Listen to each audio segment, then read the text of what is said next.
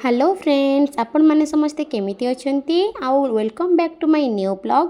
तो फ्रेंड आज आम घर को गोटे गेस्ट आसचंती किए से आपण मैंने जानिया पे बहुत एक्साइटेड थिबे। तो चलंतु देखिबे किए से गेस्ट जनक।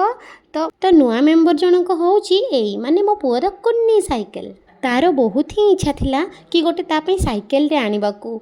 जेहेतु आगक तार जन्मदिन आसूची तो बापा कहले जन्मदिन पूर्वर ही नहीं आसवा आउ ये साइकिल को पूजा करी बोली मु सबु जिनस आनिकी साइकिल को आगे थोईदेली। तापर आमर ओडिया घरर परंपरा हिसाब रे साइकिल चक पेडेल सबुतक को भल भाव में धोईदेली। तापर मुझे फूल नहीं कि साइकिल सबुपटे थोईदेली।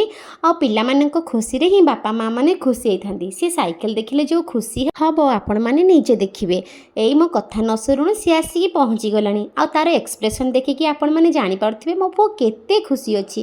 तापर मुझे चंदन नहीं कि साइकिल आगे ओम बोली लिखिदेली।